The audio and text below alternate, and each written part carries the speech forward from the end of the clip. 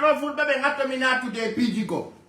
Pullo futa pur bebe sutenata tisi be mumbe si wono yabe mai inonno he ono imai no ko wela tammi ono wela mi ondare be artisi be to partage nombe like on video di mabbe di yimbe mombe sibbe mombe ben don yaay golla finance ha moja ndaro ndog ignoron ndog iwata on kitata hare lantoro kala fulako donc on a beaucoup de travail là-dessus c'est l'album full bay.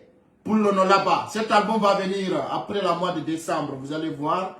Et il y a beaucoup de choses à dire. Donc je demande à toutes mes fans synthétiques qu'on dit j'aime pas Kousare de venir suivre cette clip. Je vous dis, je compte sur vous pour que cet artiste aussi, il ne soit pas comme d'autres. Vous savez, les prometteurs guinéens, les tantantans guinéens là, sont habitués de gâter le nom des artistes. Donc, maintenant, les artistes ont décidé de travailler avec mon équipe. Donc, tout un artiste qui sera là, Adama, ça va sauver. Alors, je vous rappelle, mon artiste Habib Fatako vous donne encore des tubes très originaux. Je vous demande massivement de galer, soutenir l'artiste, pour que l'artiste aussi un jour il roule dans le V8. Parce que c'est grâce à vous tout, hein. On fait tout pour vous. Chers Guinéens, chers compatriotes, c'était ça. Et Habib Fatako vous donne rendez-vous. Je dis bien, le 20 août, c'est sa chaîne YouTube. L'antoro kala iroto de musique mako, yo ya soutena mon partage à liengo. Ben on t'a laissé zoibe, posta, hara yandite doko pai kuzare jogiti nani. Minna mi jurmeta kade, mi mome mi parodia mi tukina mo direct. Mi mpaga yala. Donc, hara kolu tugolo wane dundong. Hara musik yang wamelandaru de mokala e kalamun e gido mun la nuro metra Amadou Bella gido am ay si ni metra Amadou Bella ay si la moni mi wel toto musik be ande minni ko kona kiri weli jango andi be wi anda kamo kala e ko wawi ko haaju nange hara en dari en tawi soso patin take kono be patina e ka tigi en dari en tawi kadi wujjay be no wodi aday be no wodi kaleldi mede nyande woy nyande saydidi pay kum sare ko majo to dom mo si 20 euro yoni ara daka hundu ko tu walla ka gitetu ko watta kon kadi pidi bus on yiyay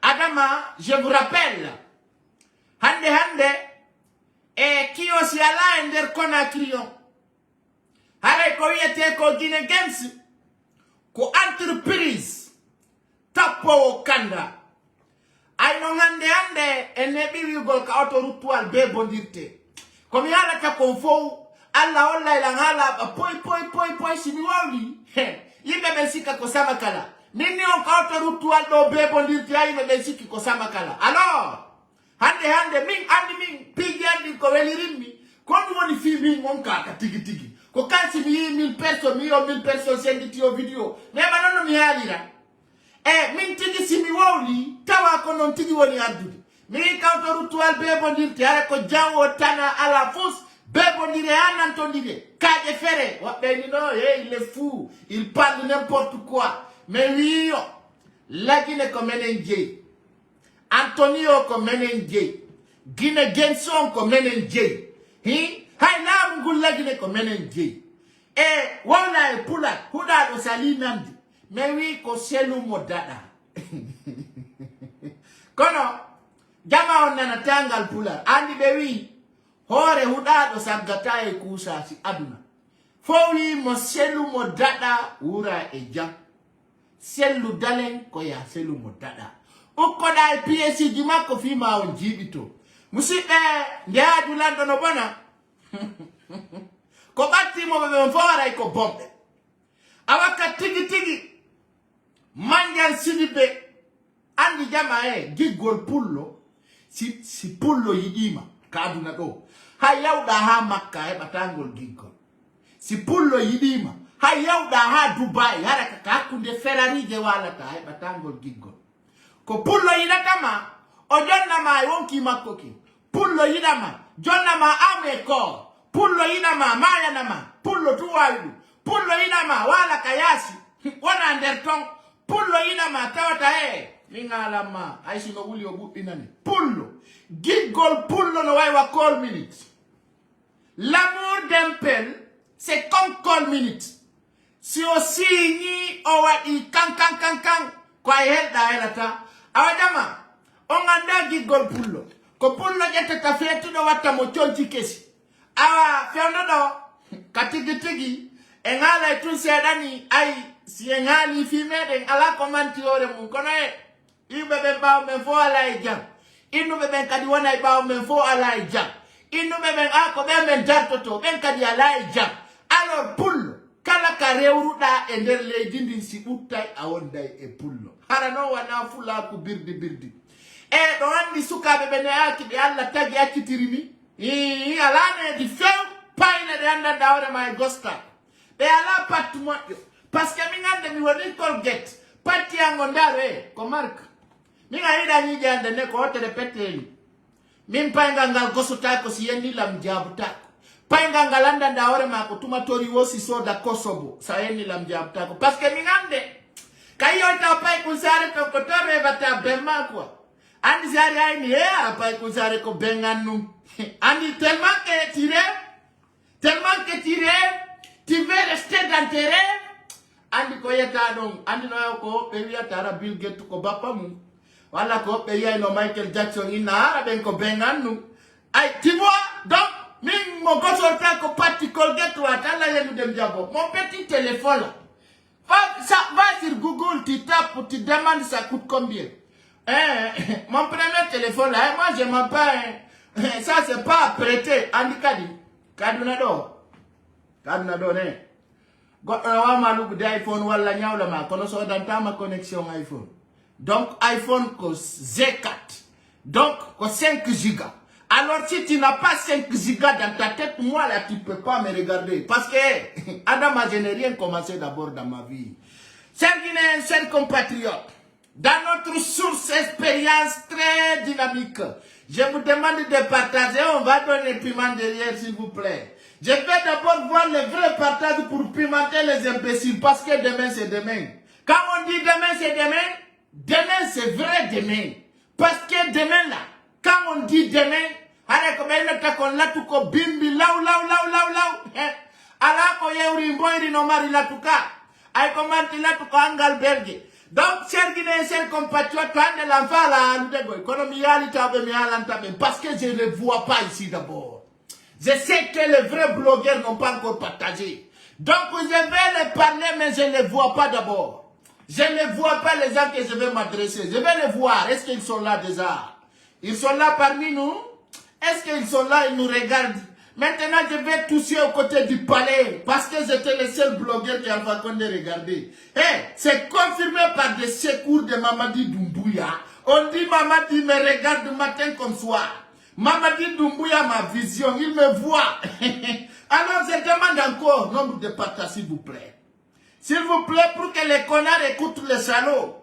Ah, on dit, moi, je suis connard, mais vous êtes des salauds, hein, parce que c'est un connard. Moi, connard, vous êtes des salauds.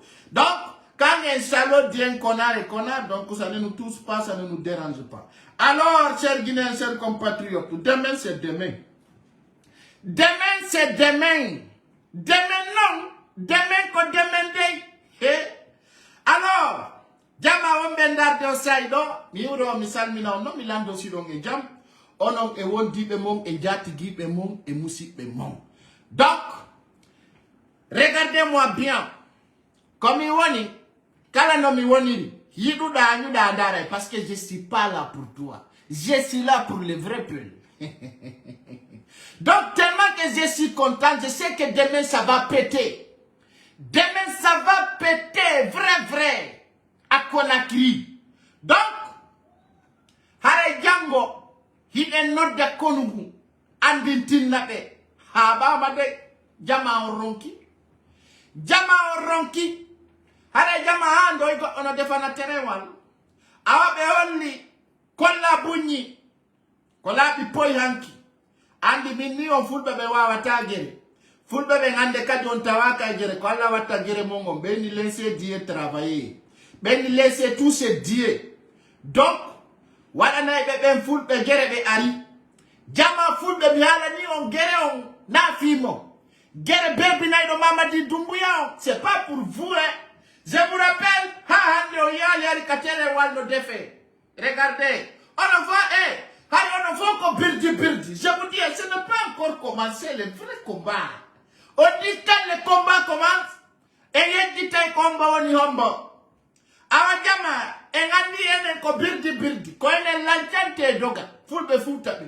Ene chudi mumpitete ina atika ala, ayono do humo di ala ko foti. Ko weli gem. Haray nom, bebe konna bunyi. Haray mengol, pas de courant, pas de terrain. Donc, ko di muntitel hayati. Et vous devez mettre de cœur pour eux, les femmes battantes. Les femmes battantes méritent notre soutien. Alors, ces ans-là, ils disent à Konya Bouni, Kerno White, tu détournes l'argent, tu cours, tu nous laisses. Kerno White, comment toi tu as pu faire ça? Kerno White, oui, amenga maï, jandi a mayal. Kerno White, wada, yimbe ben fessa. Allah wakubar, kumpai kunoaka. Kerno White, yalti oui, maï, tayo mayal. Oui, mon commentaire, regardez ça. Regardez ça. Mort vivant et de retour sur Facebook. Alors que Noël avait dit il est mort. Et on le voit ici. Dia, tu n'es pas mort. Dia, tu es vivant. Dia, donc c'est comme ça que tu fais ta vie, mon gars. Alors arrête. Arrête de nous faire pleurer.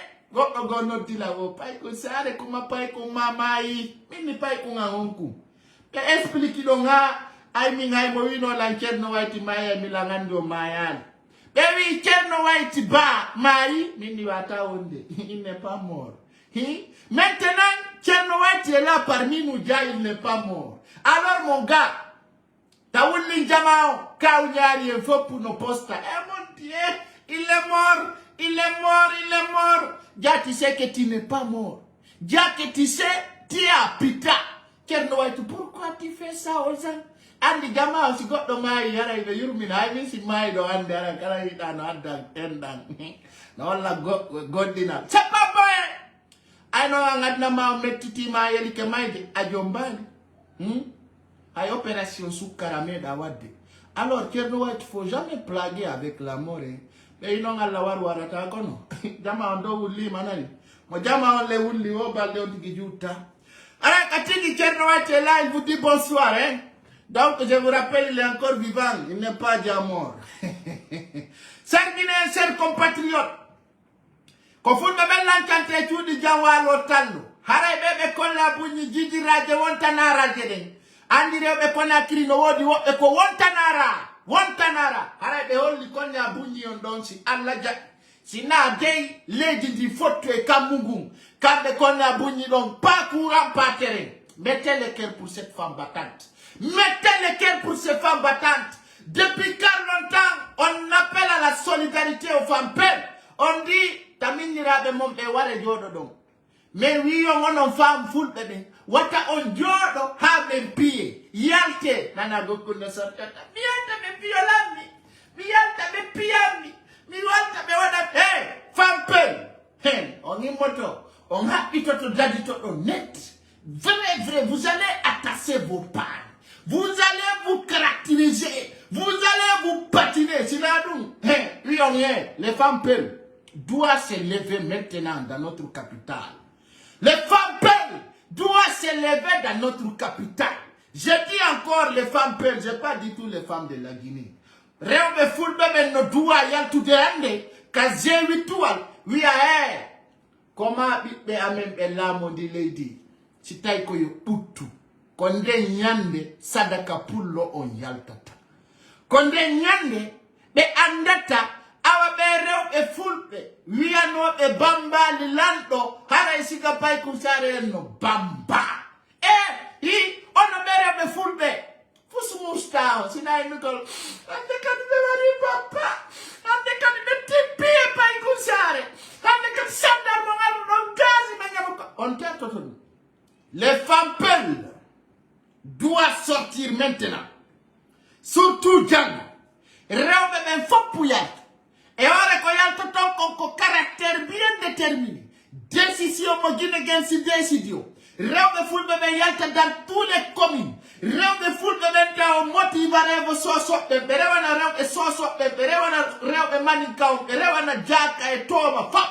Quand on est là, Harare bebe full bebe no yeso bewi ya hondum bewi ya wandi lady do ko cellula mutu sina dum di hubay ay so wadi dum Adama c'est moi qui te dis tu vas voir d'abord qu'on a qui changer son visage alors les femmes peuvent on tête to ena golo bayana penal you girl mo maya ni hore mun kere be wonno be on fo sumo ya kere be andi sumo e mo sumata ay kambe be sumo ya kala yu do goddo sumo ya on tigi sumo ya direct parce que nanta di on tigi donc les femmes peuvent je vous rappelle de se mobiliser on ira be so ben kasa bukura ndare ko be geri kon karaiwa hino oyi be wi do be wi hino ko be wi ko kamera be so ben be only pas courant pas terrain dum non ko e français la bunde be wi terrain wangal to gata ka hore raiwal ha nyande courant artika village mabbe ko non so be ngolli ara dum ko teddungale mabbe weltare hollugol cuucal mabbe e ko tawata e suusire duɓe wakkili ko tawata rewɓe soso en kañum no decidi nokkeli gano gami holla on ka tawata ko conci boɗeji cos ɓe watti conci boɗeji cos hareɓe onni ƴiƴam maɓɓe ɗan hibbay ka saare maɓɓe kono Mamadi Doumbouya si sikki yawotoɓe haray o sikki fenande haray rewɓe soso ɓen holli c'est très clair Mamadi si fijiri kaka rayuwal be woni nyallude hino ay be suudorago karayuwa et puis be yo jama en film donc be watti cionci bodeji be wi idan dan hibbay kono courant jidi artay joli no mo préféri ma gol fi courant o si bit don warama kono wonirta c'est clair tout ce qui passe c'est le peuple tout passe le peuple kono ay ko ful bebe atananaki haray jama o société wiete do Guinée Games dey be yaltune sare Conakry nden hande andi jama ala ko sati ni golle ayo satina ko du wadata wona lato tako ko du wadi si hollude sukabe yo be terto fiançagol a fiançoto do goddo tawana mo falada o yal samma mo sarire o yaltane mbabba hande a fiançoto do goddo a yobanamo lekkol sodanamo biredi watta cionci soda téléphone wada piji din fo jango ya payngal wela ngal mo wangal payngal sare hundu ko no weli ha goddum ngala kala ko wowli sikka ko non sandani be dudda inane ma babe mama luttudo o ara o cillinno ko golluda ko fop e no piyata jiwo asusata wide ko ni ko mi payle de stratégie 21e siècle pas fiancé regardez poulet marié pas de temps pas de perte de temps. Donc c'est ça qui vous fatigue. Donc en Guinée, chaque jour, et on se manifeste le 20, on se manifeste le 17, on doit laisser ça. Maintenant, à partir de demain, à Conakry, quand on sort, c'est de par Mamadi Doumbouya au pouvoir. Mamadi ne restera pas. Alors c'est ça. Hara njama, o Guinée Games Day no weltana. Hara ngandi ja. No wodi mutbe l'action fait today. Et ja l'axe ko sirno man. Aba bengoli. Be wi isi alla salaki. Si tawi be maya li kampe golla na Guinée Games. Be wi Antonio Bembappe nene goto mabbe. Mo memi on wala memi entreprise on. Ayay ko fekkata kon ananu ton ka hewi e ja ko sama kala jokka haray non be yantuno honni kanyum dey jama hakkunde yalla ko ndare no he goto wara kado hey ndare regardez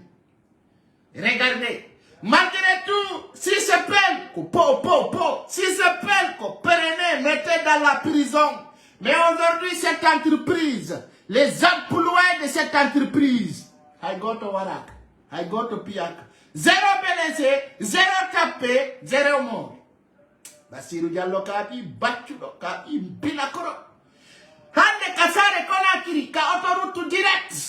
Sunni pine, moja, zéro blessé, zéro attrapé, zéro mort. Ah ben oui, non, voilà, c'est Bonagui, c'est Kangangang. Zéro mort, zéro arrêté, zéro frappé. Akoude Allah. Aïe, njama simini ongene mpullo behidae nana goko yala no fala nangu de unduka ko pakuchar minno minga goto nangata unduka ayna mi joga di mapipiru minko unduka do goto nangata le ciel est uni pour civil c'est le peuple dare nan jama regardez à ce qui t'est passé regardez zéro blessé hey zéro blessé hey jama Joni lagine sa darni galle jarada wada pisine lagine sa darni galle jarada wada pisine acha na don tungal lay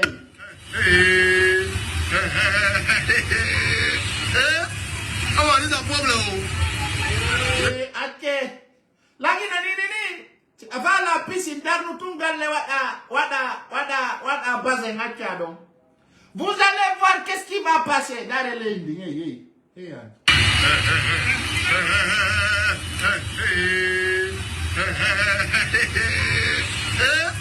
What is a problem? I don't say the body must carry me, and I don't go jam down the biso.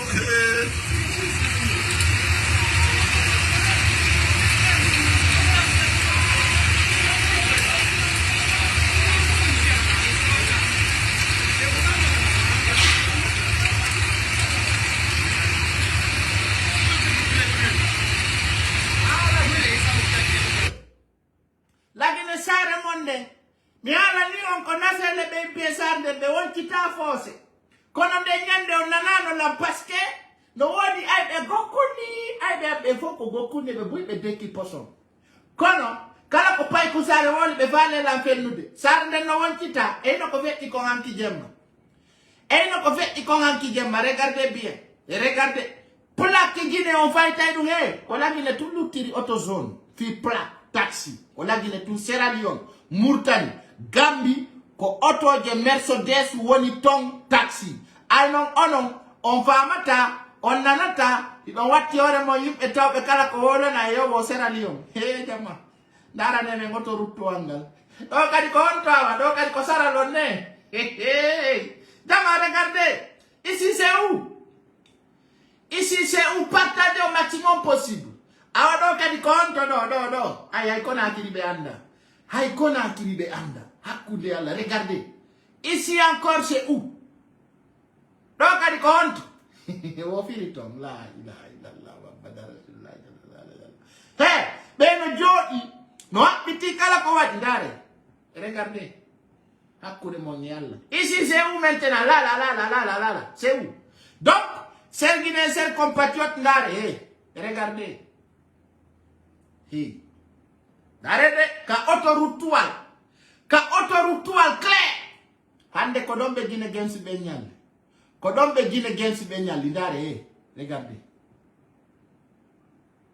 Conakry Mamadi Doumbouya ne inscrit jama juste pour essayer de nous désorienter ça ne marchera pas et non garde communal longande be hoccuno be vrai ça me 300 000 garde communal long hande be buybe arno be mobi ya du garde communal garde communal lo voka conseria regardez garde communal faut pocha do kadi conto regardez bien ici c'est où il y a des Guinéens qui veulent pétiner la Guinée encore regardez papa. Donc, à compte, vous savez, ils vont tout faire pour nous désorienter, mais ça ne marchera pas parce que moi, je parle avec des preuves. Moi, je ne parle pas de ho-ha. Moi, je parle ce qu'il y a des preuves. Regardez. Donc, à compte, Guinée Genson, Dare Nyalangalande. Regardez bien. On va vous montrer encore des vidéos. Ah oui. La ilaha illallah Muhammad Rasul. C'est pas ça. Puis du fait de Conakry, c'est quand vous le voyez, hay média di la Guinée no huli darnu yettugol yaltina. Regardez. Ça c'est les gardes communaux qui sont arrêtés aujourd'hui. Je vous dis en Guinée-Conakry, même les journalistes sont intimidés. Même les médias, certains pages Facebook sont intimidés. Donc, parce que tout simplement, c'est des pérés. C'est des pérés. C'est des pérés. Ils sont peur. Ils sont peur. Ils sont peur. Alors, pour sécuriser cette vidéo, je vais mettre une vidéo qui est filmée. Mais avant de le mettre, je vous demande de se programmer pour mettre des cœurs. Parce que quand ils voient cette vérité, ils vont essayer de signaler. Ils vont essayer de nous signaler. D'abord, je vous demande, vous les vrais abonnés, on a dit que guerre on est donc à guerre. Alors on est patriote bébé. Je vous demande de partager d'abord pour sécuriser cette live. Deuxièmement, avant que je mette cette vidéo, parce qu'il se prépare, Mamadi Doumbouya a recruté des jeunes pour nous signaler. Aujourd'hui, il y a beaucoup de pages de signaler, mais Mimberon Kouta offert rien. Alors, avant que je mette cette vidéo, je vous demande de sécuriser. Ndare Donani, regardez bien. Ah,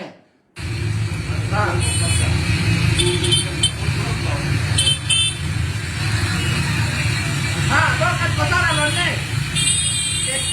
Donc, elle passe à l'honneur.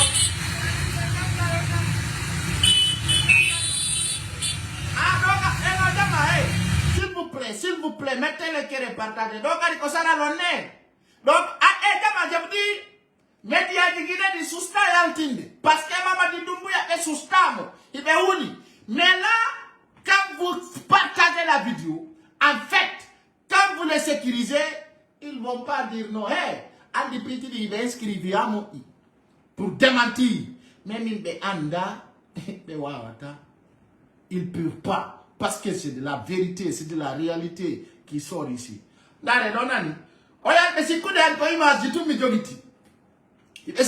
n'y a pas de vidéo. Alors il y a des vidéos. Ici là, on ne ment pas.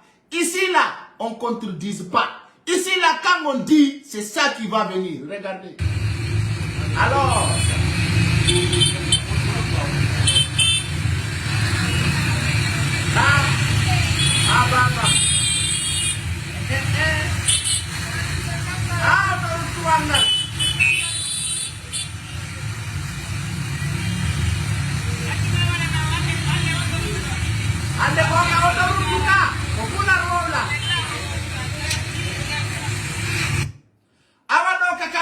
Jama inni alhamdulillahi rabbil alamin hande jama ko sabu Guinée Games ay dum fermi e fala wadde birdi e fala yeddude e fala fenude ça ne marche pas.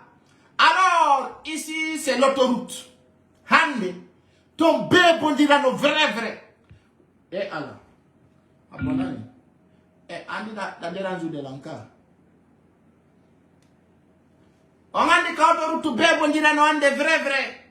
Kono Guinée News yaltinali, Gangan TV yaltinali, Film FM yaltinali, Espace FM yaltinali, Juma FM yaltinali, kono PS TV kan yaltinali.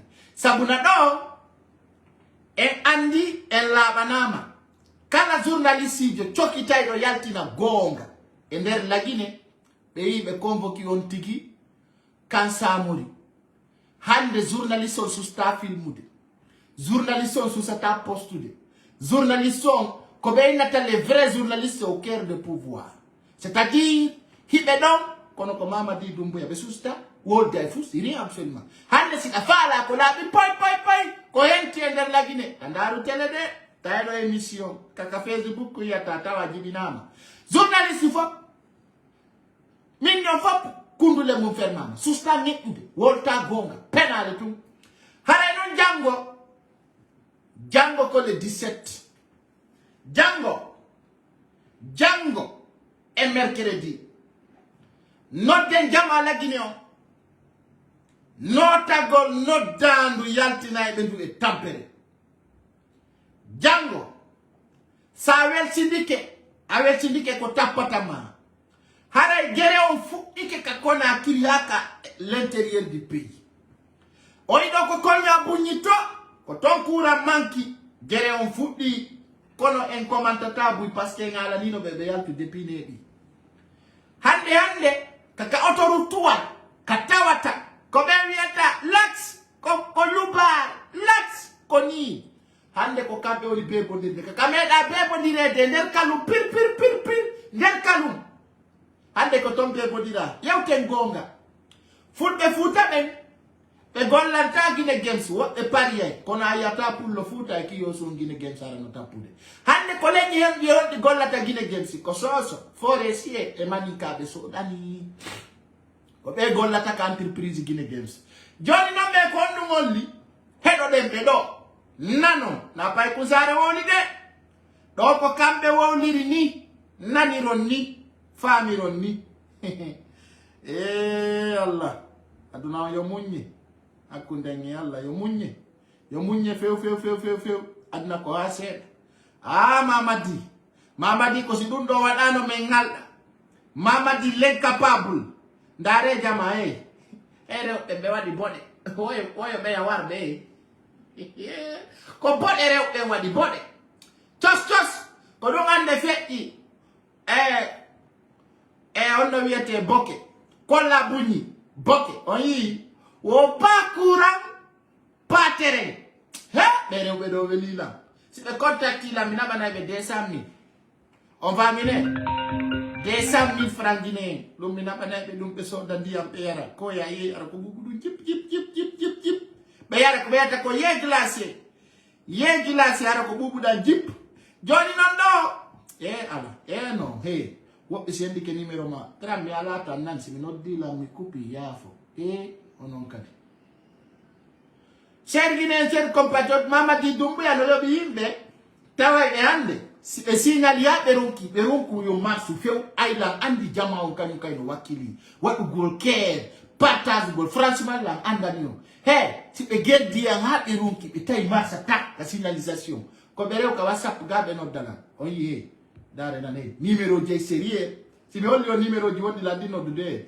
dare nani o yi numéro di Dubai dare don foko golle Mamadi e CNRD kono ayala wadi mi hakkille ande wana hakkille Doumbouya be watala destabiliser de nyala no numéro andi la gine tonko be jogiti ko numéro di États-Unis numéro di Dubai numéro di Turquie be noddani en plein direct si be signal ya beron ki kono je m'en fous moi là ça ne me dérange pas kono ronkata parce que mi chaque 20 si mayal minauna ayo ngandi kado watala nangude andi no kono buri metude ko tuma nda nanga goddo ara fusa akkanam fusiri absolument ya baby na goddo ya mutina ay ko to on jarama ay tu peux rien Mamadi alors moi chaque 20 dare oui donc il y en a plein les gens qui se comportent comme des sauvages vous comprenez mais bon na non do mi alani ko kambe be Mamadi Doumbouya nani ben ko be woni gerde dundo tede do non joni do nani awaydi te do no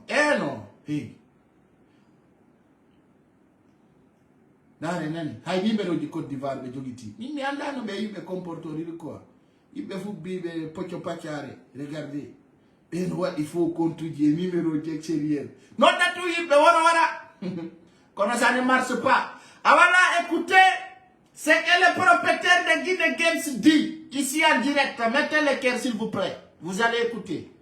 Quel fait président Maha Mangaboli a fait Wanabere? Et bien là, moi je dis que et bien là, ma salle Guinée m'a fait ma. La Guinée a fait ma.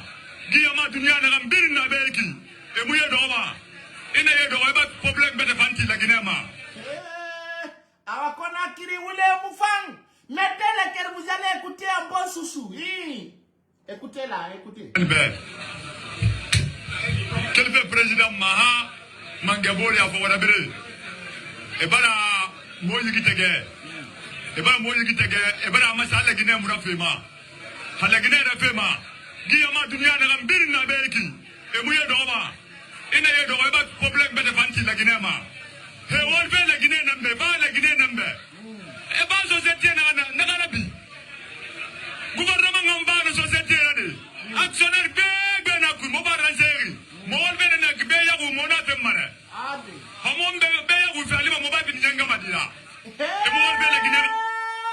Awasoso benini Mamadi Doumbouya nyanga madide. Be mo nyanga madi. Awa mo yali feu. Be Mamadi Doumbouya nyanga madi. Dona mi ngali de. Nane. Wa mama di Dumbuya ko nyanga madi. Wallahi bil Quran mo fe ba la gina be.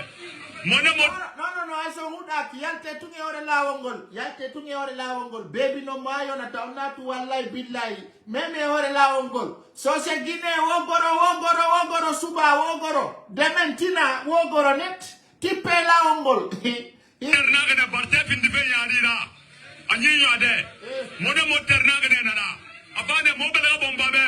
Mota yoba wonde na wuma sama. Mota mba jeunesse na malima. Ana ba jeunesse nambe. Moyi kibatake, wallahi bil Quran moyi kibatake.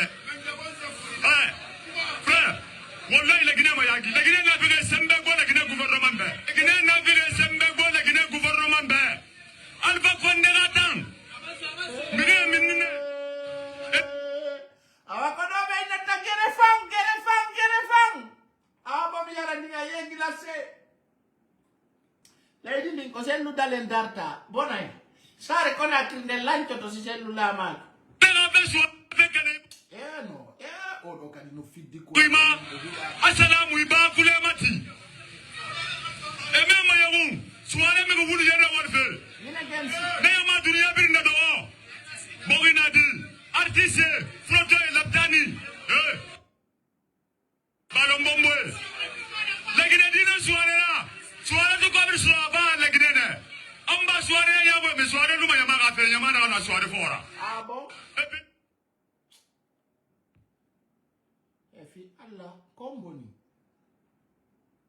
Ake no dugola hey dare be no wa ipiji be yimbe CNRD yimbe bulaw be quoi. C'est pas là. Na soirée fora go.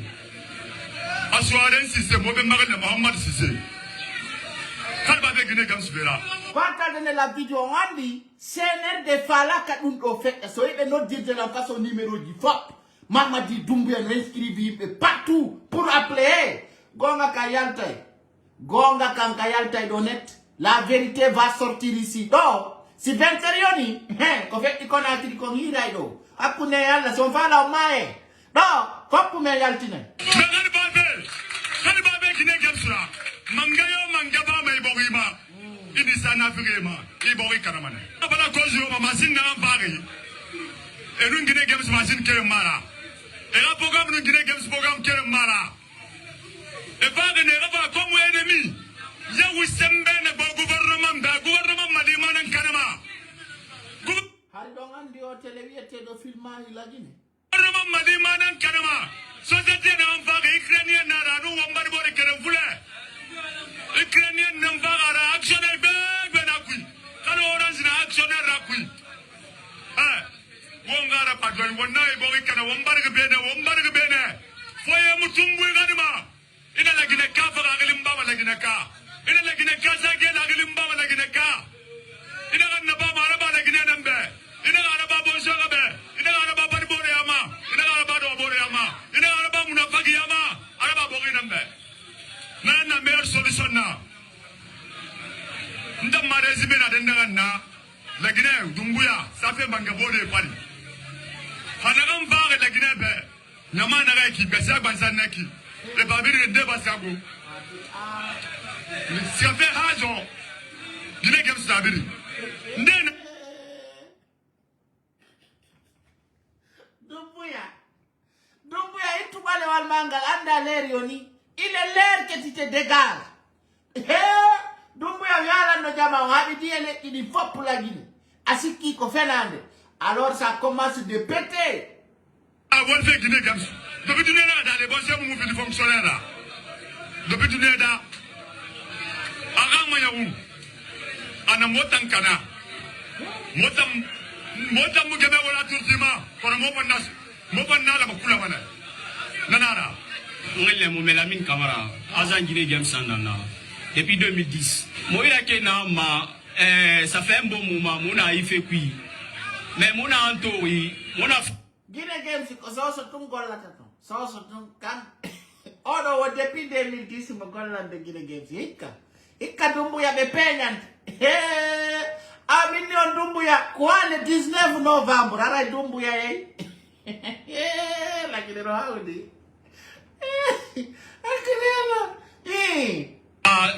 agence moi mengi fala mala mu be o dia mu bara fait régler mu ba fait régler donc to mota nu demba kaina na mura me bebe na vie fait igine gem sunna to re fa fala to dira balan pe mota jeunesse muska maminde mota ma on na dumbu ya to fari affaire jeunesse nambe mais na fala ya gine gem balan era ba Antonio Soare ira era so mi bete ira nami mon tondi nami bete fa la gine kanela mere fala era montam fando bangi e meri no mburto na ambiri na beki abiri wan fe gine games ne meri na ambiri na be abiri meri de na ne fangambra donc na fe ba mo konto fili kafi oro zero ma e na alo 13 a gine games balam mané na gine games a balay depuis le na kwera na 13h quoi 22h comme ça connexion na kana folo meri c'est en wali connexion mu na na mba ko e bara ba le 14 ma mo bara fa agence mo bara to agence na yolo ya Amori konde no bedo kadi yalta taka ore na on fafro la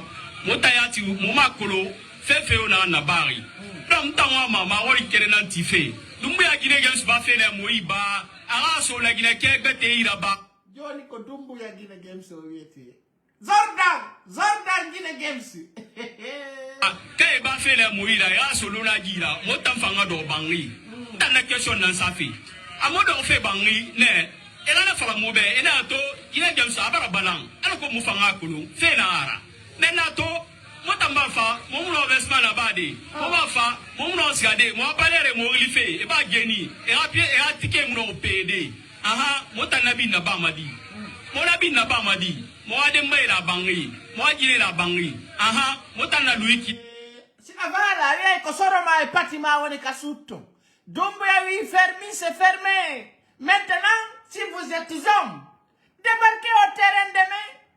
Cassez millions vont n'attendre qu'à parler. Dumbuya jaka sinene ma wala babe ma ino kasudu wala dengu ma hadu dumbuya edu. Dumbuya c'est un cafard. Dumbuya c'est un bandit. Ah osiki ko fulbe bentu wana pati ne denga. Hakunda Allah ne. Lagine no wona ko andu de ko nganda. Do inada yore mengambargo. Oma kilo manda jawru anda joldu no ari jetti leydi annotase yo tengo anda kasudu nene anda kasudu babe he madidi wo eno exil Adama ça va péter Conakry ça va péter c'est un message très clair moi jine la bangi aha motana luiki akosi mona lu travaux jakani Adama anga futti ke verdi Adi ko benda ko nge pulat wata lintu ko julu da mayali ko dum wonda gerde do ataw ko e package amen ki rewda do c'est-à-dire tu passes dans nos anciens sangs yo lele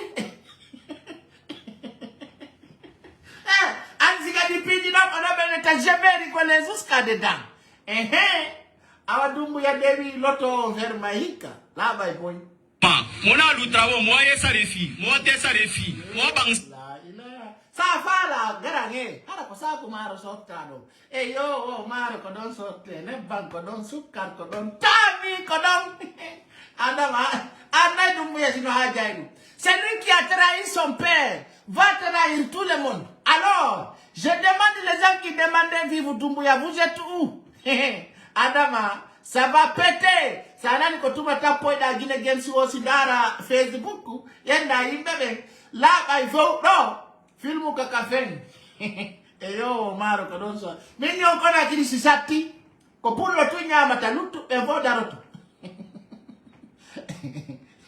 anani nyire ture no wodi ko gine games jawo da mona lu travaux moi ye sarefi moi te sarefi moi bang sarefi Safala na wini mene mengala golle mona bi to ma gine games ne pe gana bala motansi kama minde kala gine kam ngara Senegal wala saralon ina waya de gine bisa auto dumbo kole waya de libi mene satu no amenga chilendi wo efu boy libi kon sikudo la gine mengala no la roue tourne la roue tourne en bon français on dit la roue tourne chacun à son tour awa baba Adama ono waraka taw na mutana wa fala Dumbuya be woyo me wola Dumbuya dono miyoti na wa fala la Guinée autorité be woyo me wola la Dumbuya ngu e bandi jimako ma agafala lakini hala yo mifala mofala yo miwola Dumbuya kolan o halkado fena na ifekwi mo ba ko mafia fena ra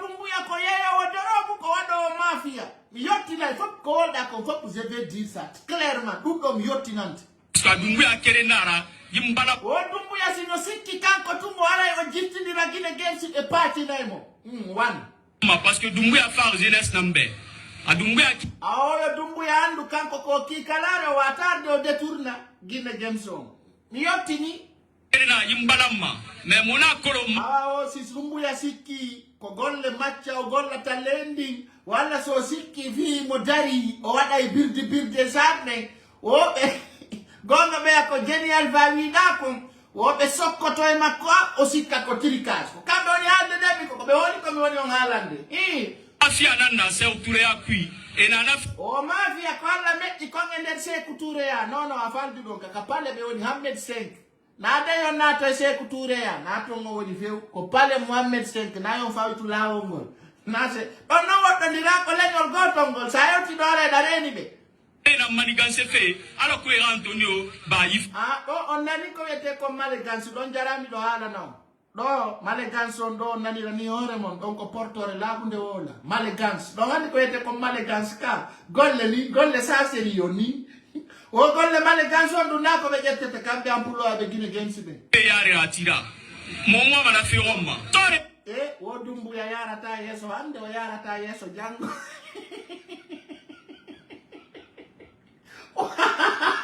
wow, minami ali dem firta na yo parce que bu yala nande dewi o Dumbuya yara ta yeso hande yara ta yeso jango o na fi fere o na birale dieso do be so be do aji bu de Dumbuya ko kita farne parce que mota eto barato mo bara mala o anda konto du jetto yara ni be lagide du nori tunno jole jalan noy ni bula uri ne ko gonga ba mela mengala ni no maccudo udado yo itungal bale wal makko anda leru makko yoni olo jodi tunno jole jalan no hekka inde ko hekki o non l'affaire entre Soussou et Dumbuya ça va péter ça va péter net là c'est pas affaire de IFDC ou FNDC là c'est Guinée-Guinée face au CNRD dans une institution de constitution direct commanda e ba ça va plus coopérer o Dumbuya sino siku de mo mari ni dole wa piko pua lotawa Guinée-Guinée siko kiosi Dumbuya fais pas fait hikana na isosore la bunde boy de ase daive atawa ya fi lotoria wala ta fi parti politique oyi be ni be desu di FNDC tout problème comme minute pour do FNDC Guinée-Guinée farne aba mo sécuriser ba ke farne aba mo magono mo ta mu gere gire made e ti era ti mo fanti mo wati mo me libe ja so nande ko de wotere maete o mai de ko wotere o si dai faga na faga Dumbuya yo mi ala ne ala biwi mala mutako me asiki ko sabakala sori kaka kange kata ko billahi wallahi men pakinte oyo laba de poste o wala ni makoy so do nandere ndeni autorité ne da ilon dinare ga droit la ira rôle na na fe ga na ba tangu mo ban fa ne mo ban ati mo aso te mo mbalande mo ya tiri menga sera amo unna kana mo ya tirara pe on va sa feminde la gila sa feminde ina ba fe le menen talando me on to la gide fokkiti la gide fuka ko sika fe yare ka ko sika fe derrière la gide ko to fokkiti come la du ara o malandi Dumbuya on to la gide fokkiti mais voilà là billahi wallahi tallahi je vous dis les Allah vont me tuer ils vont me tuer quoi wallahi billahi ils vont me tuer wala ne mo ko ka commenter on to la gine fokkiti la gine no fokkiti kuria la gine o si ka fe minde la gine fokkiti kuria faire de tout du foot bébé ni de no ari on to vous n'avez pas de bouche la Guinée va s'arrêter Donc c'est ça, hein. La Guinée va s'arrêter à la pointure qu'il faut. Et on va s'afféminer. La Guinée s'afféminer. Et là, la Guinée s'y fait yare yare. La Guinée s'y fait yare yare. Akko de Allah. Na day derrière de yare yare. La Guinée ko. O la Guinée ko yeso woni yarde ka ko bawo. Kono ngande kono woni to mena menganda. Fait la Guinée qui et bah et à s'offender. Fait la Guinée qui a amené tana. Tambe.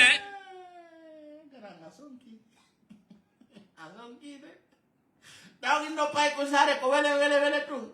Awai gal jama. Tumbu ya anda Guinée me ngara na ka birdi.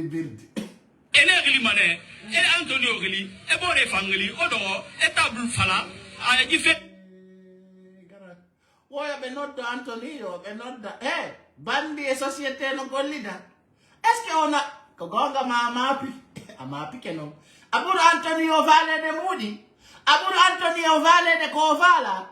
Abe nodda no bappa Antonio be joddina. Be Antonio ata famude parce que on va mata on va mata ko wata famude. La suikira. A fait un carré, Antonio Mabra, et Falabe. Moi, mais rasé traité qui n'est. Moi, mais rasé traité qui n'est. N'enfant, Moutana Mao. Mawendon, Narana, et Rafala, la Guinée autorité B. La Guinée Kabiringa Faram Sotama. Motan, Sigade Bete Omuna Mouira. Fomoana Fala Mengasani B. Aradia, Guinée James Luna. Et là, monsieur Antonio Soare Amato. Quand on est au soir, là, mais la Guinée, on fait ta Java, on anda sa kumaro jini ngachama okede la Guinée. Akko de Allah. Non, ça va péter. Dans notre capitale, moi je te dis, ça va péter net. Era Antonio Soare Amatoli. Era Miridunia Namato, plus de 1000 et quelques personnes ont fait une société puis. Era Namato, Era Antonio Soare. Antan Wentongo na dama menne.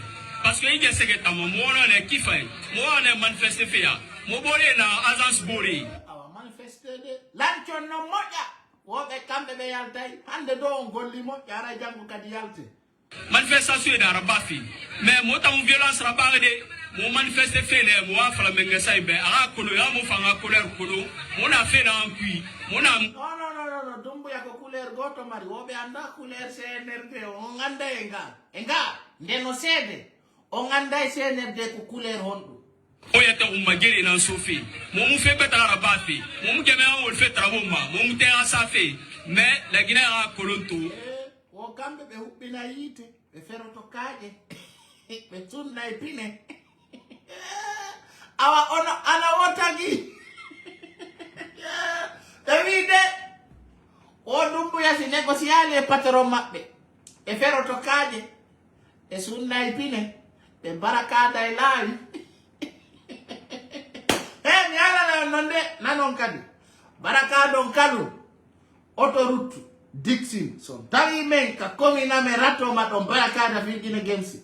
Même pas qui n'a yon ha fi Guinée Games mettito. C'est clair. Je vous dis d'abord, je mets à l'ordre dans la commune de Ratoma. Mets à l'ordre, je dis. Nous là, nous on se bat pas pour Guinée Games. On se bat pour un changement. Garde à vous de se manifester dans la commune de Ratoma, soi-disant Guinée Games est fermée. Il y a des militaires qui me suivent ici, qui jouent à la Guinée Games. Ils vont se manifester. Il y a des policiers qui jouent à la Guinée Games. Ils vont se manifester.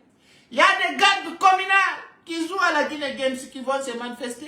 Il y a des pères de famille qui me suivent, famille camarade, Diaby, Koulibaly, qui sait bien, qui vont se manifester. Alors, je vous dis, garde à vous, vous devez vous manifester à l'aéroport, autoroute, Dixie, Kalou.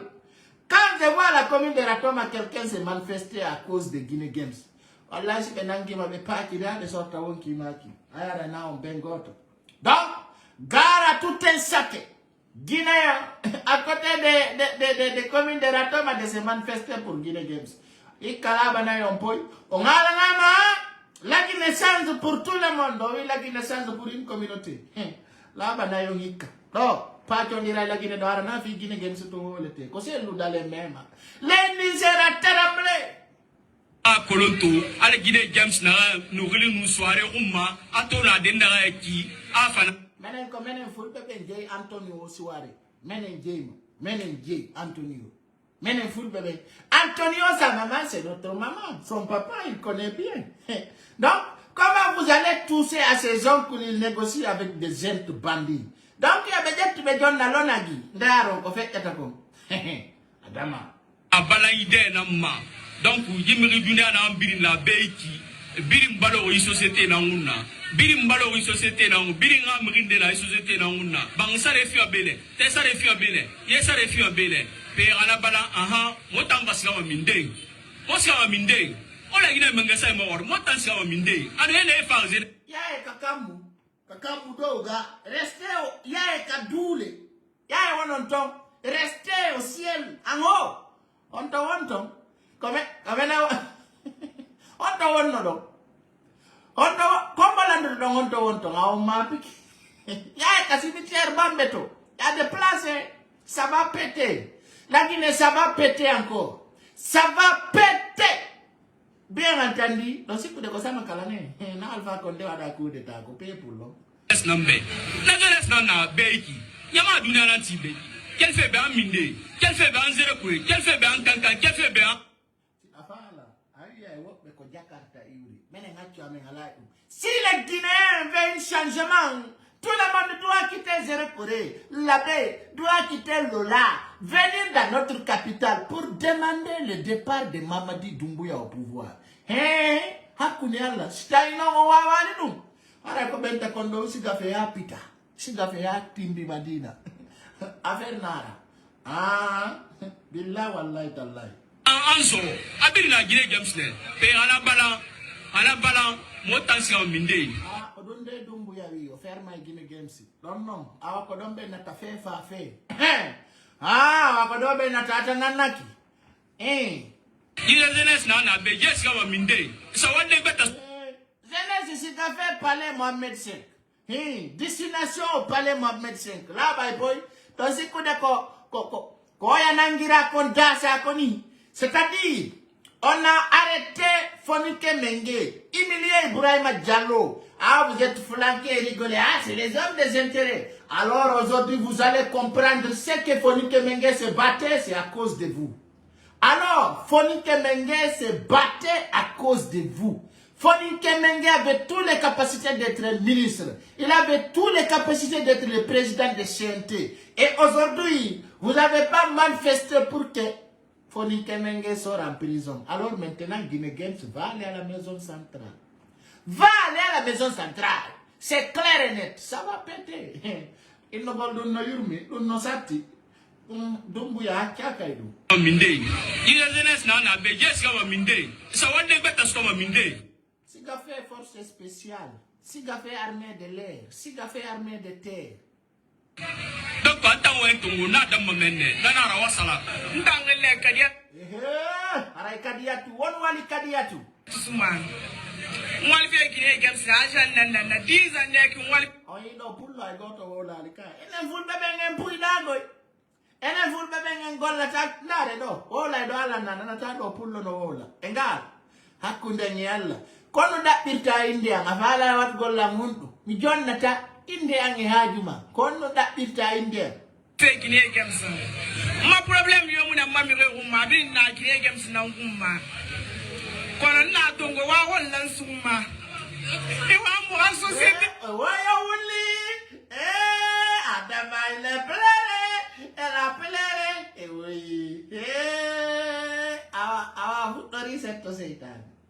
Doumbouya no mutera ne gondi. Che fero Allah. Ai vola go gala. On hekkai come hekki. Undo kanjala ai mone.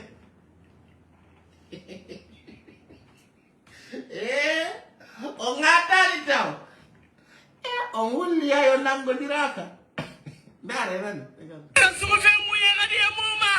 Siko de mu na munyira mu ngani ma Guinée Games ne.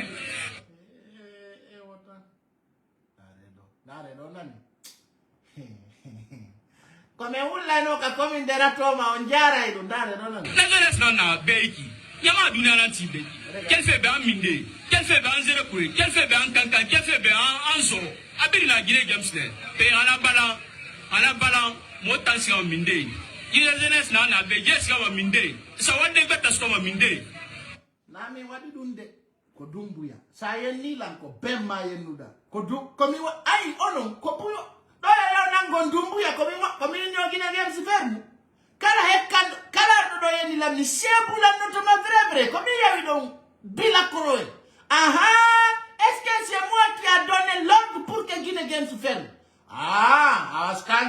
Quand vous me provoquez anga bomboy se vous kodirta ko mena yawi do ay ko yai Fijiranani, Fijirande, Jabatago e Yaurende, Andi a certain moment Yakobe nata kon façon na bologi be nderme, min son uki ke amni se bulan no ton vrai. Comme il n'y a Guinée Games ferme, quand comme woni jonnu de autorité la Guinée yo institution jiwadu.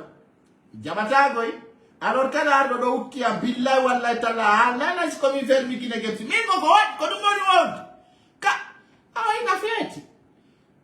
Ko sabu anta Guinée Games ferme ta udutu. Donc anta wo tungu na dam menne na na rawa sala. Ndangale kadia tusuma. Mwali feki. Ko kadia tusuma. Si kadia tusuma wuli. Na mi wuli nimo. Et quand je pense à le passé, je vais dire chacun à son tour. Alors quand ça touche quelqu'un, ce n'est pas mon affaire. Na nous ne commettons non. Ils n'ont commis racisme. Et pourtant ce que je disais hier, maintenant, c'est revenu dans votre main. Alors, quand ça te plaît pas, tu peux plier ton bagage. Moi, je ne suis pas là pour plaire à personne. Je suis là pour dire et dénoncer ce qui passe. Hein? Quelqu'un comme une dérato makaneni rabe ame oula no be feli kame be pi me be leti me be biure diame. Vous êtes là. Mais aujourd'hui, c'est votre tour. Et je vais parler. Et si je ne parle pas, c'est pas mon affaire. Il y a des pelles soudeurs, il y a des pelles mécaniciens, il y a toutes les qualités de pelles. Alors nous, on va parler. Ce qu'on a vu là, nous, on va dire ça de... Ah, dama. Ah, musikunare kosengo. Allari. Be balla la langal. No eva ndi ansaji oja. Fida dari kayasi atandi ansaji. Games ajan na 10 ans nek mwali fe Guinée Games. Ma problème yo muna mamire rumma bin na Guinée Games na ngumma. Kanko ko 10 ans woni gollande Guinée Games. Menen dumi jalu meden pira do Alpha Condé 11 ans. 11 ans de combat, pigal, ranede, one goal en exil. Mon boss Mamadou Bari Belgium la ngiro. Pigal, bepinede. Ah, on no yurma quoi. Ko pullo futa sofi na ko vochu di lancha dunga amuyo makwa. Atanana ki quoi, dundong osoka jude. Alors non, comment mi voda? Non, Adama, ça va péter. Non, ça va péter net. Kono na tongo wa hollan suma. E wa mo société la suma fe mu ye ngadi muma. Se ngadi mu na munyira mu ngani Guinée Games ne. Suma, madame Suma, hakundangi Allah afudori birdi. Yante kalao. Tout le monde demain en route. Demandez le départ de Mamadi Doumbouya au pouvoir. Si nous wapi, hara la Guinée tao, kodo benata, awa fait, awa kodo benata début de commencement. Donc, ça va accélérer. Boum. Ça va être comme moto. Actuellement, c'est le Soudan, il est à côté de Nigeria, d'autres disent qu'il est à côté de Ghana.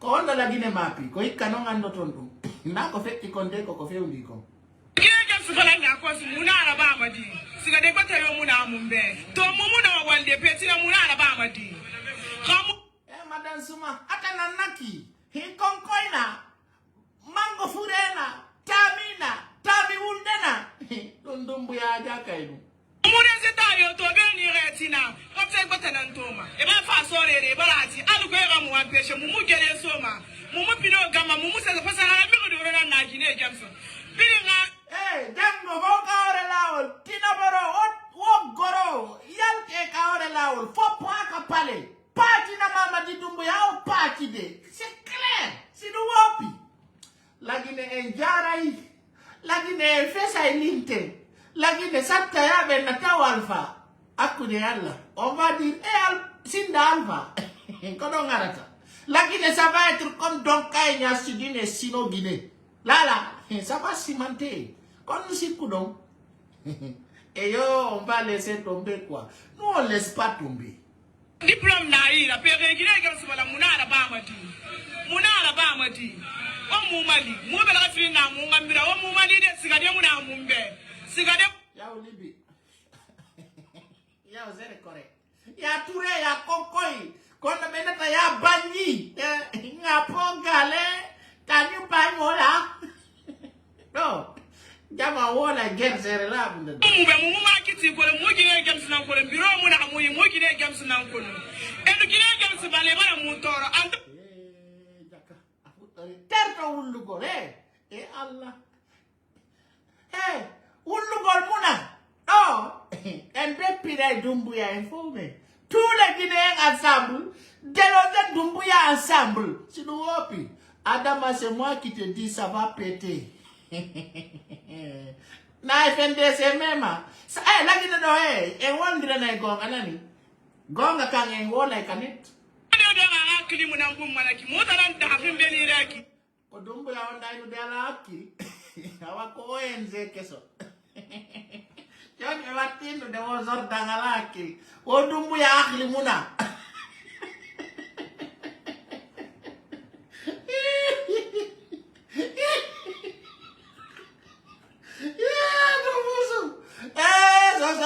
Odumbu ya akli muna. On kangala haki. On ayuda mularedi ko komo jono. Hade be yo dumbu ya kilala awa atananaki. Awa be ombe adandelando étoile je merci nani. Déjà j'ai 1000 étoiles. Pam! Ce soir là c'est doux. Je dois avoir ici 10 000 étoiles. Era Moumali, Moubato, Era Moumali, Moubore, Moutambiri, Narabiri, Nayo, Moubiri, Raquel, Moubela, Moubore, Antonio, la société Mikide, la Guinée jeunesse et Moutara, la société, la Guinée Gamsla.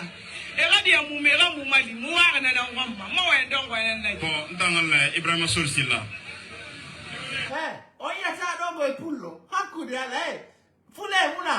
Do ayata do pullo de katapo Guinée Games do. Wezo ataloto. No, mene mezuata loto kono fori Adama. Mamane, ouafra la Guinée gouvernement be. Ere jibi ne do wande ya. Ande finu abandina na, efini muyatira, efini delekanna. Ife nyagira so bori. Uji goddo. Sa uji goddo ayna afetu be hendi kema be baby de sabu ko be ala kamasi. Be baby ne granga. Munyati si bendi kema grane ko billahi wallahi taala e bebint fedo yo goddo wujju lagine sa wujji ni be sunnati ange pinere direct lagine ko luwa keso voler frapper à mort à la fête ya wujja to biara ne ala gra hakku ne ala non dinara ne sanati do e marché ameni kadeya e bebinte grand e bebinte anafika me wala tawsuma wala waliko donc a direct walto da sama yani jokedo Ife nyagira so borima. Pe ina araba yiki asa to fan. Wa fana la Guinée gouvernement be e o ma ere dumbu ya no arde ko foti kay mo lande ko foti e yo eske to fan amu fan kono ala nam fan oh Mingala magrane billahi wallahi tallahi kala mo memu do ko jeya be parti na yon deja fop Guinée ensemble on demande la départ de Mamadi Doumbouya au pouvoir fala do yo jodo croisa bra ya c'est le délai c'est quand jode hakku de alla be ukayite mo nga la Guinée ala won do be wallu de be bambudi ay goto Doumbouya manoko fene na manoko fe aga bayi model la ba fe parce que nous yo jira ba mu manoko enara eno jinya ma bi na do wande emi sera ba mo e kay gani maminde yo mali ka TikTok wani fan wani move ka TikTok ayno joni be watti en tadi de be yeya ka Facebook en wada recrutement keso abotum Cheminum Gani Hawa. On a venu dans notre agence, on a vu que pero ko ngapo ngale oye habelanda do yata do pullo ala azasi ala ka gollanta Guinée Games ele na en puide ene engolanta kanda aino vedo ko tappano be kanda ko do ko silla ma binti kuruma konde Camara on dum tuyata do hede nan. On a fini de faire le versement tellement on a confiance, on rentre dans notre kiosque, il n'y a pas de réseau. On revient. Anganda orange Guinée munyati no yantini. Wo benati o réseau ala. Comment ça s'est passé? On dit que on nous informant que notre société a été fermée. Et nous on a la famille. On a informé de la Guinée ko golle na. Nane ko porto na wole de nane. À la maison. On laisse nos parents, on laisse la famille, on laisse les enfants pour mieux travailler, pour ne pas être délinquants ou délinquants. On est délinquant, faut être délinquant. Tu vas voir ce qui va passer. faut être délinquant. On est bandit dara. Quand on a dit que ça a kamengandi na on est bandit. On ne veut pas être délinquant. Awala kita la baba ika kudiala. Et quoi encore? Et si on veut travailler, la société, l'État ne nous permet pas de travailler. Ça permet aux gens de sortir, à se tuer ou. Fait. Dumbuya billahi wallahi tallahi sigamani net. Dumbuya afurkan noto. Ala sadaka quoi. Hey, Adama. No wodi be bedaranto la gine ala ajota ko sakonyan la À voler ou à faire la prostitution. Non, on ne veut pas ça. On va te juger prostitution. Non, alors Dani, on va dans ma prostitution. Actuellement, la prostitution ne marche pas avec les filles sales qui se comportent pas. Nini, prostitution. Nini, prostitution, ko qualité de une entreprise, non. Hé, Adama. Actuellement, là, si femme doit faire prostitution, je vais te dire la qualité. Tu vas acheter des perruques originales. Tu vas monter des talons. Tu vas couler ta bouche bien. Tu vas acheter des parfums serres. Hey, la si que les gens de prostitution qu'on a donné. Ah, ils don't move me. Et la Guinée jusqu'à présent, Anganda Johnny a modernisé comme prostitution moderne. Aïe, mais souvent. Et yo prostitution. Kodumbu ya onda ala defi prostitution. Ni la Guinée ko andirta. Exemple de ma pédivo c'est calé. C'est calé. Prostitution calé bien mais. Ni ça à la classe. Prostitution wata onde.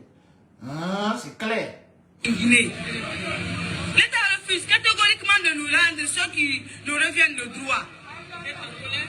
On est tellement en colère. En colère. Ah, bonne naissance. Et on est en colère. Aujourd'hui, ils sont en colère. Waouh. Alors la Guinée, ça va péter encore.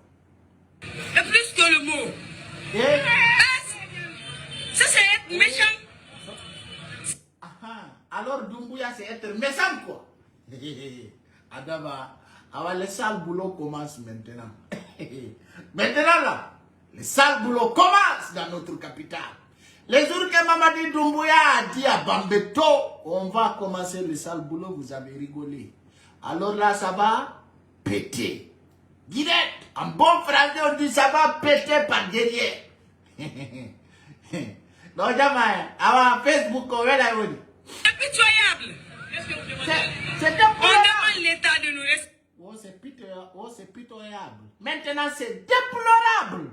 En bon français, on dit, c'est déplorable. C'est ça, on dit en bon français, c'est déplorable. Tu comprends? C'est déplorable. Quand on vient de dire que déplorable, c'est déplorable. Ça vous dépasse. Tuer les jeux, on veut travailler. On ne veut pas d'autres personnes. De laisser Guinée. Il faut travailler. Il faut travailler net. Il faut travailler. Faut pas asseoir. Faut travailler. Faut travailler. Comme santé. C'est à cause de Guinée comme que nous on a pu soutenir la famille. C'est à cause de la guerre. Alors Doumbouya, on va te zizer. Tu as gâté l'entreprise de la famille. C'est grâce à Guinée Games nous on mange caca. Non. c'est Guinée Games que nous, on a pu faire quelque chose dans notre vie. Nous, on avait fini les études. Seulement que de stage. On a fini des études. On a fini des études. Collègue Colombo Yaltouda. Angon, tu as fini des études net. Net. Toi, François, tu as fini les études. C'est clair. Toi, tu as fini les études. Il n'y a pas l'embauche. On est revenu à Guinée. Il n'y a pas de l'embauche là.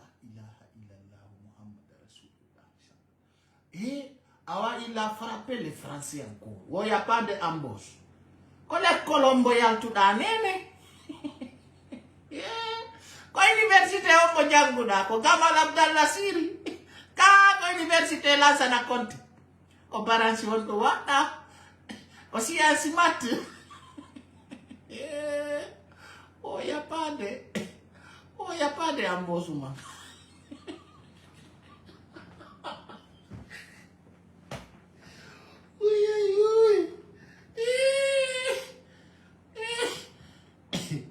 Adama. Oh no, what I like.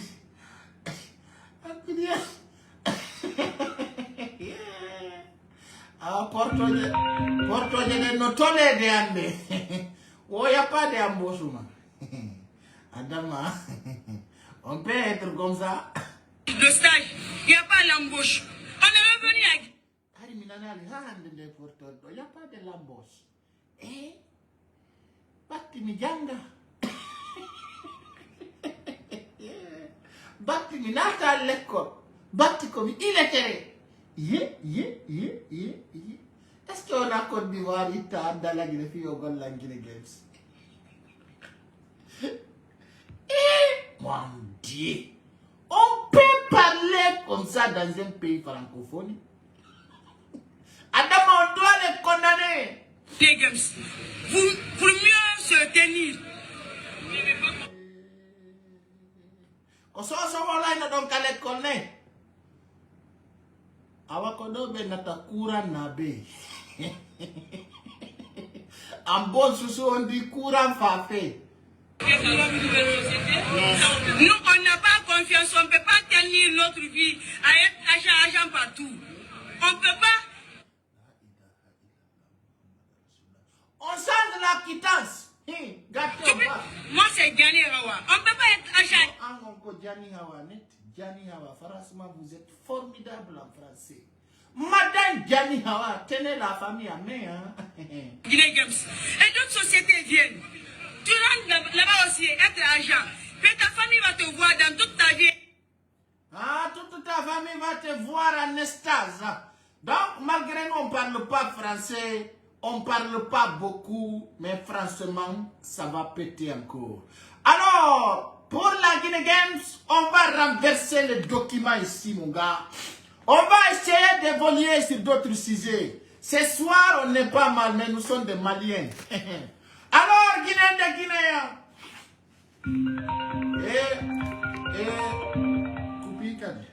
Guinéens de Guinéens. Minebio Halande. Nder Afrique de l'Ouest, non. Kala sikudo yawoto porto. E pati na ino. Afrique de l'Ouest. Haraino jama. Hiden arde yewtugol jama on. Fi au premier ministre Mali. Nini ni mawali o men minta kolli. Haray premier ministre Mali on. Si vous êtes en ligne, est-ce que vous connaissez le premier ministre de Mali, Bamako? Ce ministre aujourd'hui, il est en critique de santé. Aujourd'hui, ce soir, je vais essayer de souligner avant de toucher la dossier de Mandian Sidibé. Est-ce que vous, Guinéens, vous connaissez le ministre de Mali? Le premier ministre, je m'excuse. Le premier ministre malien, il est entre la vie et la mort. Le premier ministre malien, d'autres disent il est empoisonné, d'autres disent il est pétiné, d'autres disent il est tapé. Alors ce soir, on va essayer de commencer de vous dire pourquoi Bilavogi a couru. Alors, my gars, il est entre la vie et la mort. Maïga n'a pas tenu les conséquences. Maïga est en train de vivre une vie satanique. Maïga a regretté pourquoi il a critiqué la France. Maïga a regretté pourquoi il est en vie. Maïga a peur. Maïga a commencé à pleurer. Maïga a commencé à regretter. Maintenant, Maïga il est dans une clinique privée à Bamako. Maintenant, ce que je vais donner aux jeunes de Bamako, un message très clair. Entre Maïga et la France, ça commence de péter. Entre Maïga et la France, ça commence d'être inquiet. Entre Maïga et France, ça commence maintenant de montrer qui est plus fort. Qui est plus fort? On avait dit et on avait mis alerte. Adi Jama, bewi sa ala, sa adi Jama onanata. Kononon, enebi halude. Afrique de l'Ouest do. Kala on get to the seko munko. Oui, conférence d'artoto. Wallahi jutata. Mi hala ni conférence bepina yin. Ayi be buri yin. Comment int si anani do sori unno komo. On est décidé la France foko bepale. Formation mappe conférence. Golle mappe conférence. Hane no viete no Maïga. Neɗɗo wino ɗo woyo faransi yalto e nder maani jama ko andi toon si andi ɓendi kama ɓe beppinde ɗe haray noon fewno ɗo ni ay jama on ko mami holla on ka nanuɗen ɗon naniro noppi mon ɗi fi Maïga aninila Maïga o acci yargol ndiyam fewno ɗo ni Maïga no maayi maayande kande fewno ɗo ni Maïga men min ta kolli Maïga ni Maïga ino antir gurdang e mayde fi Maïga no mappini. Au deuxième coup d'état du colonel Assimi Goïta, tous les regards se posent sur Choguel Maïga pour occuper la primature. Il fut l'un des artisans de la contestation contre l'ancien régime. C'est le moment de gloire pour ce vieux routier de...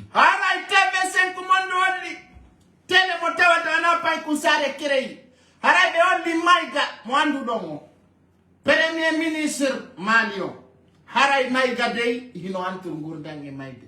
Bewi no ngedero video ndara do bewi konnu defi dum Maïga wo Maïga undu ko makko kon hino haadi Maïga karno taw o wi en faransi ko yo yaltu faransi ko yo paaki ne ko faransi bonni maali hara enne bi yarande Guinée beben kono be nanata mi yewti on e pular jettu don parce que pay ko sare ko Sénégal jodi walla mo jodi kala ka o jodori sikku don on wayli tay piji. We would lagine example. C'est couture we no bula. Lagine parti na ko yete con colonisation. Lagine parti na énorme et siropore. Depuis c'est couture we no à la France. Lagine ko bawre tout. Nyande fini weti o ko reki. C'est couture gera donga o yi no fetti ko. Sinda so wi ano no porto. Donc gasi transition lanza na compte. Ori o kanko wondirta e faransi ko suwi so golli data ndun don kadi gurguru ni ha o yeddi faransi huwi mo yite ko lami ko fo sendindira sino golla e si golla dum gasi ndi wiyetendi dadi si ndin kadi ari wi no faransi no baba faransi so fini mo fana be lansa na kuyate fo hono wiyete seku bako na teze meskizi ndum don kadi ari ndi ya wi wonde ndi ya no wonde Alpha Conde baro di faransi ala mi o no la faransi o yiko fe iko hare jama be wi alla no tagi jama o fop wadi kolli joyi pour dindini wolan e Maïga Assimi Goïta yo be lamo mali kono be arti ngaki be ni no kambe be avanci kano do ni beppina be yimbe ben no frontière ji di fo mak frontière ji di fop mak jama ko no famirta maddo hakki yidu do Afrique kono so di tazar de combat zoda elis bombardade adga madi Bamako combo bombardata jonno adda de modum ben teleman wo ko risi no bebondirde Ukraine fo no reni kono risi wawata wallirde goddo fi armuna penale alors cher Guinéen cher compatriote ko andi gollon fewdo do ni kasati do ka wonde do ni Maïga hino antir Maïga gurda be wonni non hanki hari Maïga ala tonude juude sa walli ni sa minali me minotako sa yiltali yiltotako hare ko benata kom pipi kaka wali do haray be ndari tawi faransi no ay termine goddo be warira ma doy hara kadi gerata hara sonkata haray no Assimi Goïta holli président Macky Sall hewtuno ka makko hanki sa nani sori on avance jaabe accana nani Ko juude didi o salmini di président Macky. Juude didi. C'est de Kogonga, il y a des images qui vont parler. Juude didi. Assimi Goïta dogi. Himo hittina. Himo weltori. Himo jala. Mo wiya no. Haray meɗen teddini. Président Macky Sall ko tooli. Ko sadima e nder leydi amen ndi. Meɗen weltorma. He.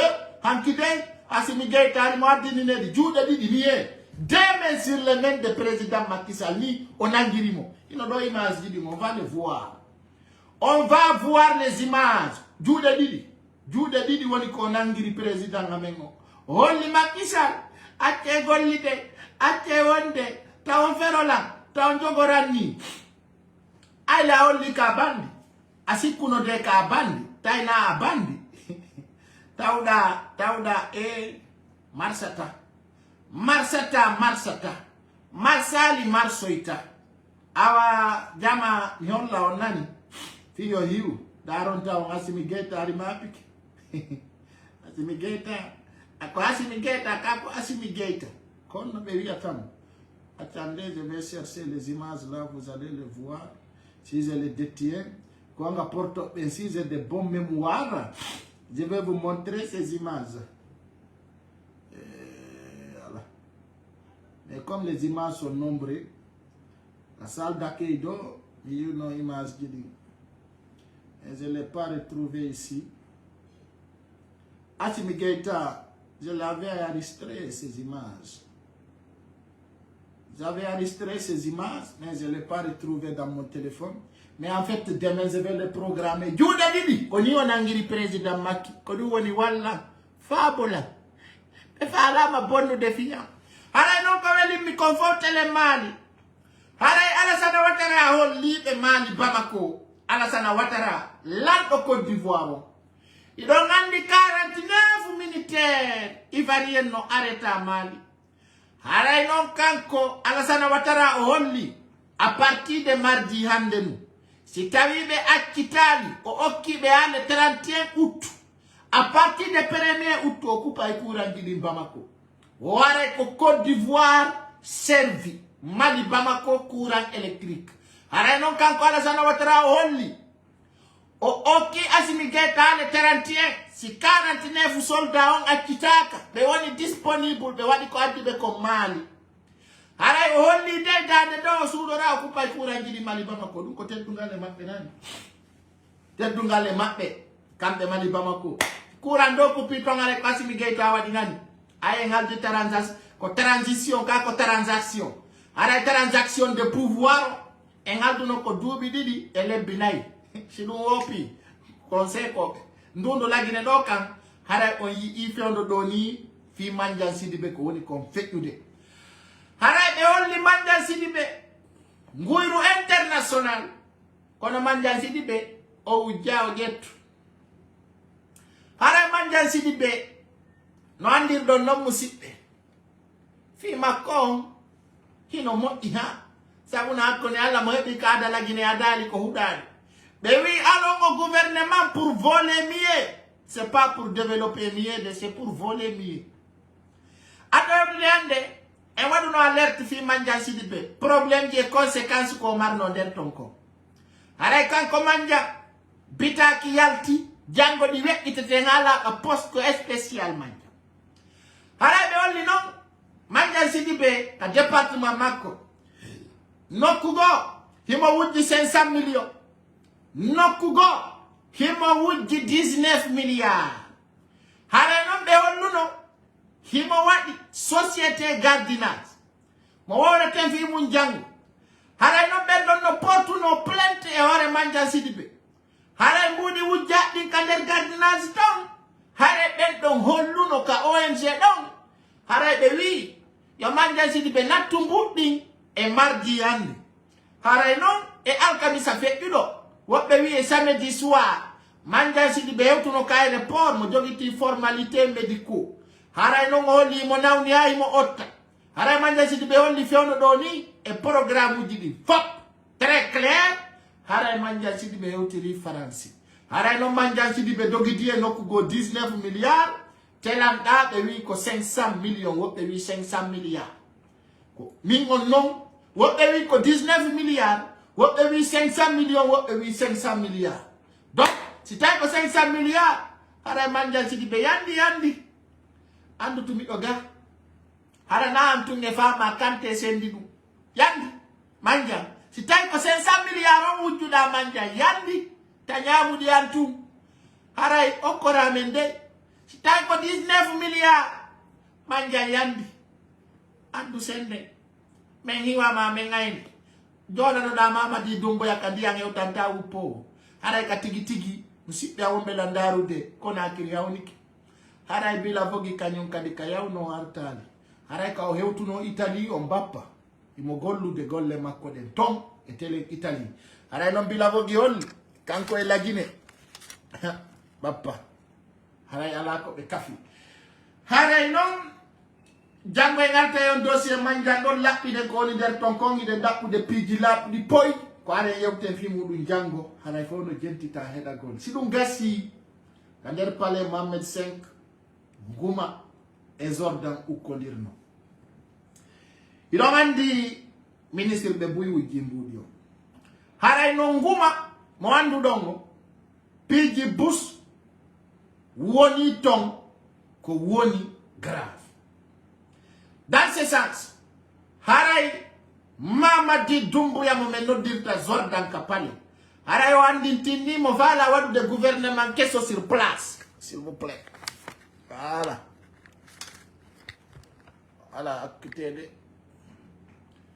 Voilà. Attendez, je vais caler comme ça pour que ça soit bien. Mamadi Doumbouya on litinguma. Haray mo vala wadu de gouvernement kesso.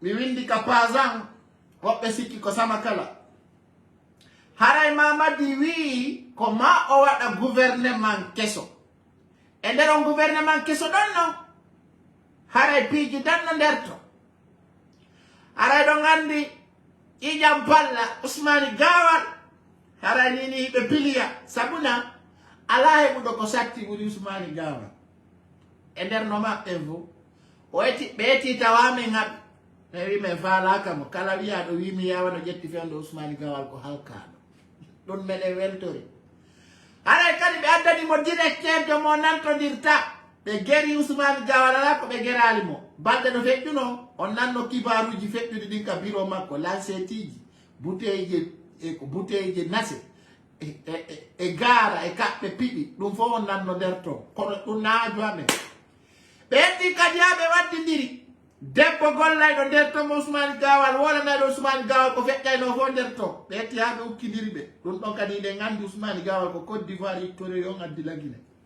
ɓe wi mo hayki bon fo mum ɗaɓɓitay mo hayki ko jogui ko ñande go kadi a yittitoto ɗaɓɓita saabu no ɓe yalamo ala haaju ka o kala no mari haaju mum o hay feetuɓe ɓen no mari haaju ara e nder ɗum ɗon iɗon andi Ousmani Gawal kanyum kadi wono gasa be yiltindira be wada mo premier ministre wono gasa kay be sekinamo kono fu leerali taw kono non ko woni 99% on ka téléchargement Ousmani Gawal ko sekinte sabuna ka département makko nyande o nyande ko malere sina malere o ko pleño tobe ara be holli len capable so yi balde no feddu non Ousmani Gawal akenna ko mapi ko photo mori konde o wadi profil tayo mapi ka ala ko yay wo o ha o tay kono mburi mo moƴƴande ko ƴettugol photo mori konde o waɗa profil o ko fiyo yimɓe ɓe wowlu o fenay mo andi ko feƴƴi ko nder ton kano ɓe wi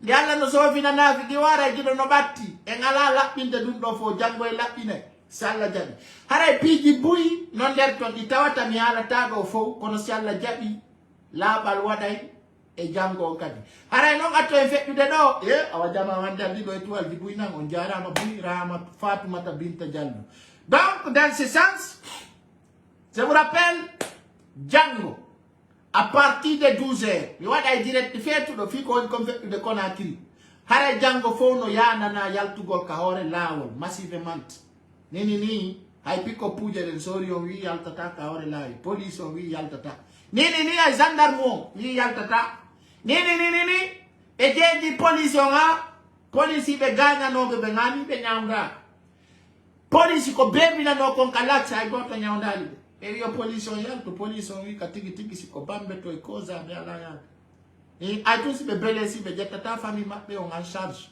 police on holli ala ya de few police on holli ala de kadi darta gol jama ara no jama ko yaltu jango moƴƴa muradu moƴƴuru sabuna police on kadi ronki be holli alfa konde ko huube ko fota e dumbuya ko dum do kadi arata wada ara kambe katigi be ronki nani o paaki nede kaaje sofine rade ni o andi ko benda ko robo o be ronki wattor goldum ni fewdo do ni andi ko benda ko are dekke ko dum fewdi ka ministre de la sécurité fewdo do ko are dekke ko dum nanto be kato are dekke ara katigi ko dum fewdi haray jama on fo yimbe ben fo musiddaji di fo gauche à droite no yana na yantugol jango ka hore lawol haray ko woni ko waynodira yo Allah renu en yo Allah hiwu en yo Allah dande masibo dumbuya yo Allah paakin dumbuya yo Allah ittu fira e laamu makko dum déjà iwi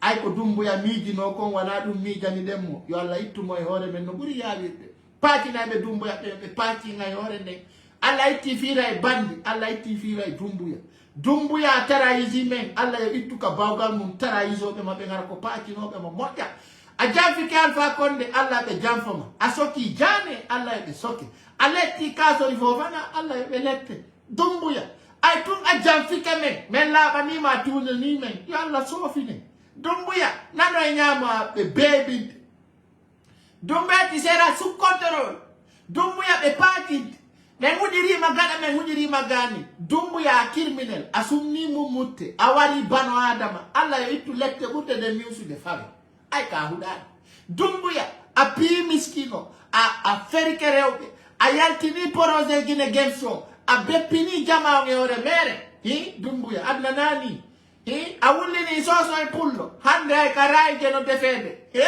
la ilaha illallah o ɓi iwdi rebel o ɓi criminel o ɓi hellalela dumbuya yo Allah itte hore amen hara defali men masibo ko Allah faye mako a kanirali mere na mere Allah bawli namma hawa udawa hembure suka mo hebali 50 ans Allah waylimo wadi mo kulli dumbuya no waywa kulli sayi wala nora neddo hulbini kala kandari damo ko dongo buri kamde kala kandari da dumbuya tawa no hawni dumbuya kala no ndari damo nandai bano adam dumbuya ko nandi wo ko demu kero ala kandara tatawa dumbuya no nandi neddo Allah itti firayma yo Allah hanke ka halkuno don Alpha Condé findina jomma yo Allah bebi ne ka Ibrahima Balde bebi na don yo Allah yowte no ceguro yowtira yo Allah sofi nande damal kan Albert Camara yo Allah beppine bewde bewdande ngawdawa damaro yo Allah sofi ni no damaro woniri ka maison centrale la jamais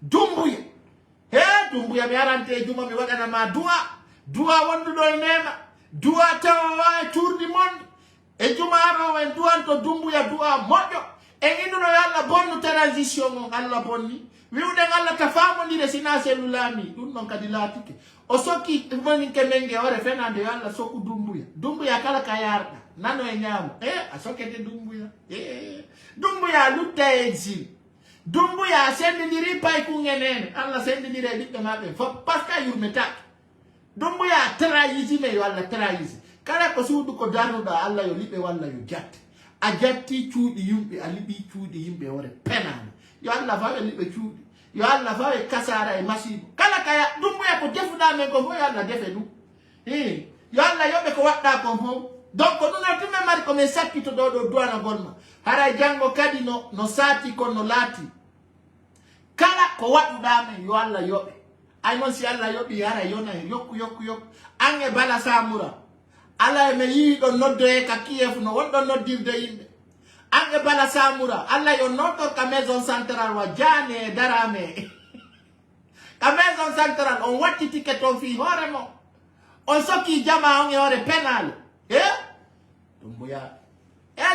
dumbuya ko nyande kala mi miijiti fima mi dara e mi tawa ka vrai bila kroko billahi wallahi tallahi num ala hakkude Allah kala num simi jodi ka jullere an do mi miijiti ke dumbuya ko fenani nen ko le 5 septembre andi be wi fenowo falde hay ko wala ta KRTZ himo fena o feni ha o faldi me wi ha haray o hulu e rewno no be benno reeni dumbu ya weltini men fenande yo Allah sofine hore gonga hakkunde Allah dumbu ya da mettamni dumbu ya bilakro billahi wallahi tallahi e buzambaras o ngacca yakke ko woni kon ka bernde mi yaltini sina dum hay mi walno mi danta bil ne si mi wala dum da mi wali je pouvais pas dormir parce que ça fait mal obi hella lela obi bale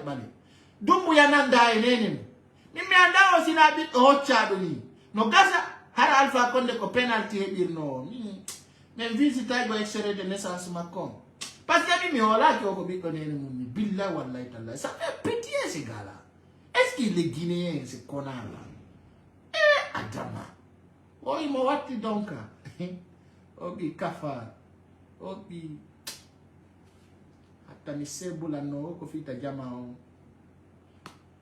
bye bye. It was embarrassing.